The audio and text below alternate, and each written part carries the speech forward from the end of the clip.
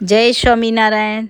આપણે આવી ગયા છે સિદ્ધપુર દર્શન કરવા. જો આ ચરણાવીન દેખાય પ્રસાદીના. મહારાજે અહીંયા ચરણાવીન પાડી આપ્યા હતા.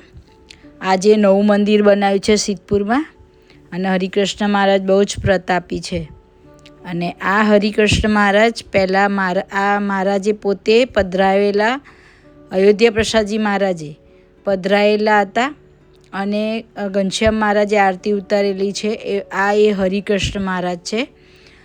જ્યારે મહારાજે અયોધ્યા પ્રસાદજી મહારાજને 19 મૂર્તિઓ આપી હતી અને એમાંથી કીધું હતું કે તમે બધી મૂર્તિઓ પધરાવજો. જ્યાં પછી એક આ મૂર્તિ સિદ્ધપુર કીધી હતી અને આ મૂર્તિ સિદ્ધપુરના ગામમાં હતી.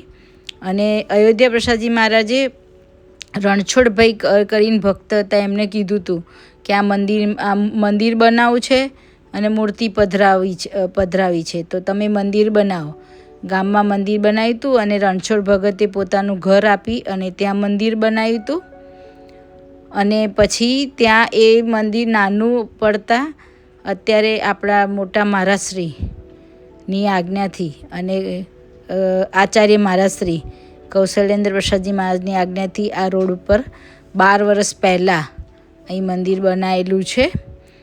અને જ્યારે આ મંદિર બનાવ્યું, હરિકૃષ્ણ મહારાજ પધરાયા, ત્યારે મોટા મહારાજને એવું થતું હતું કે અહીંનું દૈવત તો હરિકૃષ્ણ મહારાજને પધરાયા પણ દૈવત તો નહીં જતું રહ્યું હોય ને, એવું મનમાં થતું હતું. ત્યારે આ હરિકૃષ્ણ મહારાજે પગલાં પાડેલા અને કંકુના અને 18 ચરણાવીન પાડેલા મહારાજે. એ આપણે બધા હરિભક્તો દર્શન કરવા ગયેલા. એ આ સિદ્ધપુર છે. આપણે ચલો અંદર હરિકૃષ્ણ મહારાજના દર્શન કરીએ. આ મહારાજે પોતે આપેલા અયોધ્યા પ્રસાદજી મહારાજને એ છે. અને અહીંયા સિદ્ધપુરમાં મહારાજે આવેલા અને ઘણી લીલા કરેલી છે. ગામમાં પણ પ્રસાદીની જગ્યા છે.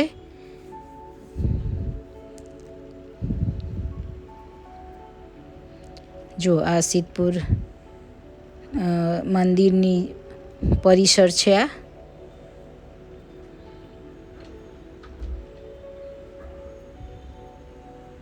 અહીંયા જે માનતા માનેની પૂરી થાય છે.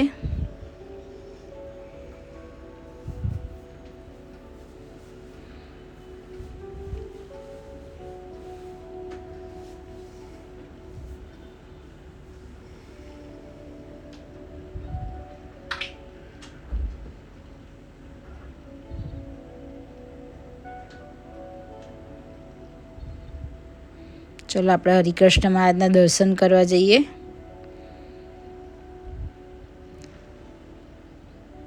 અહીંયા સિદ્ધપુરમાં પ્રસાદીના ગણપતિજી છે અને ઘણી બધી પ્રસાદીની જગ્યા છે. જો આપણે ગણપતિ દાદા, જય સ્વામિનારાયણ, હનુમાન દાદાની જય, જય સ્વામિનારાયણ.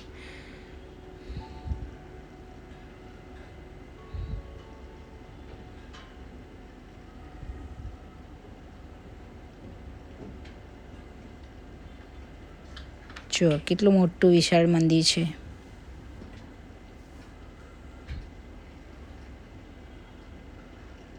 અહીંયા ભગવાને 19 ચરણાવીન પાડી આપ્યા હતા. એ આ જગ્યા પ્રસાદીની છે. નવું જ મંદિર હતું અને હરિકૃષ્ણ મહારાજે પરચો આપ્યો હતો.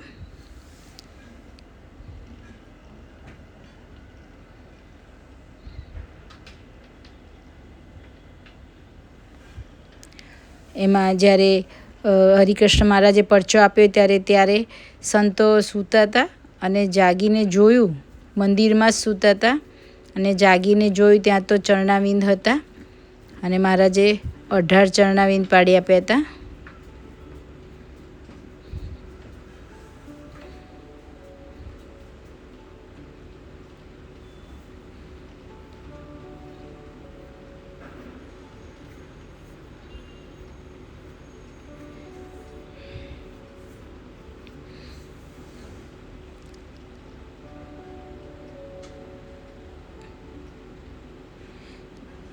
હરિકૃષ્ણ મહારાજની જય, ધર્મપિતા ભક્તિ માતાની જય. જો હરિકૃષ્ણ મહારાજ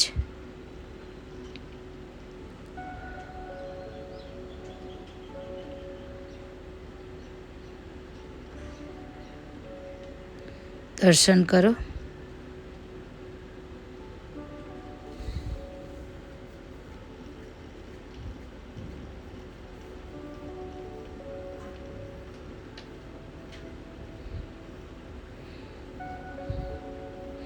રાધા કૃષ્ણ દેવ છે, નાની મૂર્તિ છે.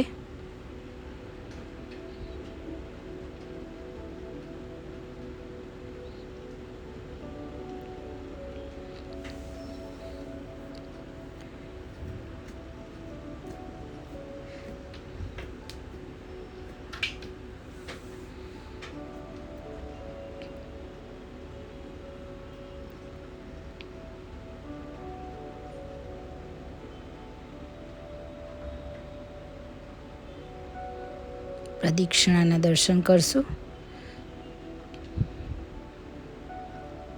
પાછળ જુઓ, વિશાળ જગ્યા છે મંદિરની.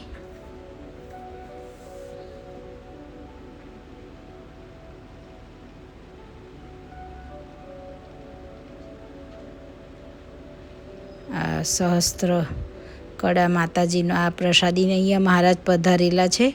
આ બધી જ પ્રસાદીની જગ્યા છે. મોક્ષ પીપળો, ગોગા મહારાજનું મંદિર, આ બધું પ્રભુજી પધાર્યા છે. આપણે ઘનશ્યામ મહારાજ, વટેશ્વર મહાદેવ, સિદ્ધેશ્વર મહાદેવ,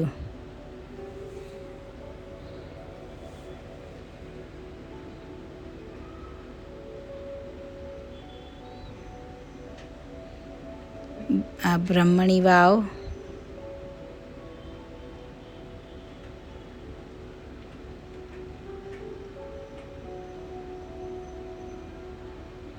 પ્રસાદીનો ખીજડો 1866માં મહારાજ પધાર્યા હતા.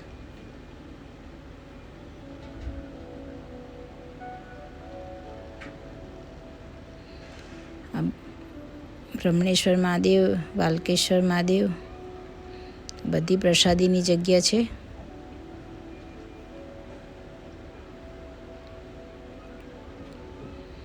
આ પ્રસાદીના જે પડ્યા હતા 18 ચરણાવીન, એમાંથી એક આ ચરણાવીન છે 2009માં.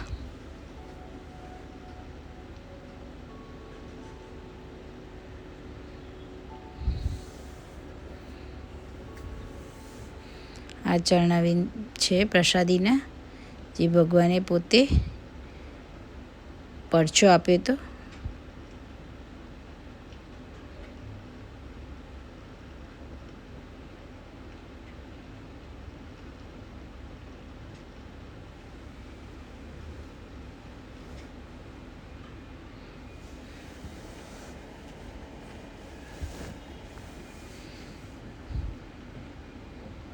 અહીં ભોજનાલય પણ છે.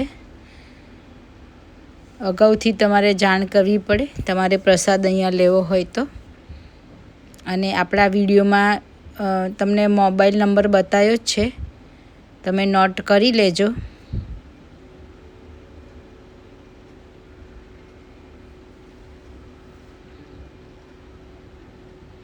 જો આ ભોજનાલય છે. નરનારાયણ દેવ, હરિકૃષ્ણ મહારાજની જય.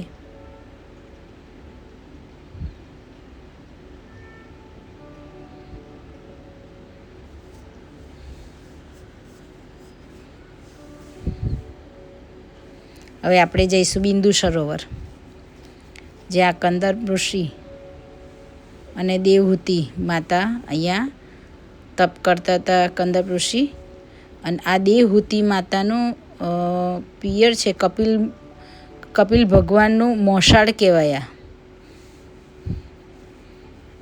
આ સિદ્ધપુર. અને અહીંયા જે બિંદુ સરોવર છે, ત્યારે કંદર ઋષિ અને દેવહૂતિ જ્યારે અહીંયા કંદર ઋષિ તપ કરતા હતા અને ભગવાન વિષ્ણુ પ્રગટ થયા અને એમના અશ્રુમાંથી જે બિંદુ પડ્યા, એટલે એનું નામ બિંદુ સરોવર પડ્યું. અને કંદર ઋષિ અને દેવહૂતિથી 9 દીકરીઓ થયેલી, અંસોયા, એવી રીતે એને કપિલ ભગવાન પ્રગટ થયા હતા. એ આ સિદ્ધપુર છે અને અહીંયા જ દેવહૂતિનું સિદ્ધગતિ આપી હતી એટલે સિદ્ધપુર કહેવાય છે. અને અહીંયા આપણા સ્વામિનારાયણ ભગવાન પધાર્યા હતા. બિંદુ સરોવરમાં સ્નાન કર્યું હતું મહારાજે પોતે.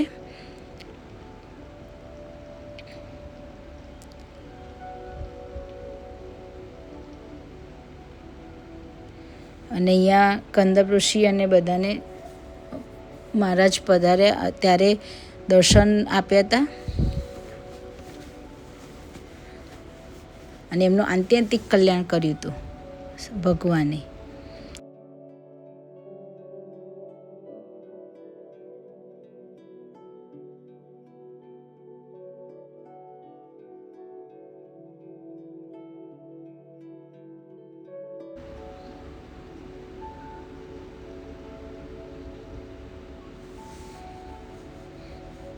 આ એ પ્રભુ પધાર્યા હતા આપણા બિંદુ સરોવરમાં સ્નાન કરવા. ચલો આપણે સ્નાન કરવા જઈશું.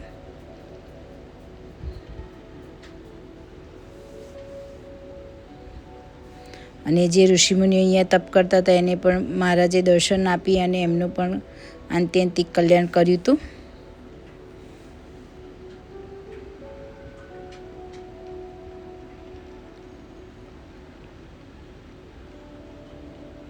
જો બિંદુ સરોવર આ એક જાત્રાનું સ્થળ છે. અહીંયા માતૃશ્રાદ્ધ થાય છે. અહીં દેવહૂતિનું અહીંયા ગતિ થયેલી ત્યારથી મનાય છે કે બહેનો સ્ત્રીઓનું અહીંયા શ્રાદ્ધ થાય છે. અહીંયા સરાવવામાં આવે છે. એ આ જગ્યા છે. જો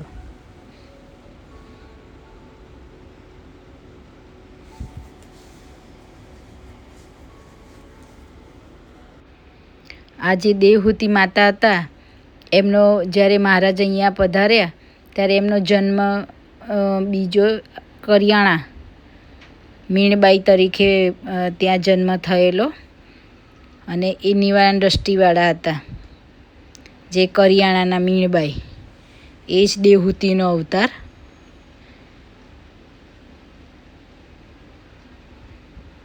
જે કપિલ મુનિના માતા હતા.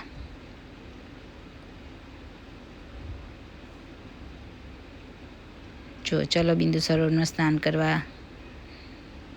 સ્વામિનારાયણ સ્વામિનારાયણ.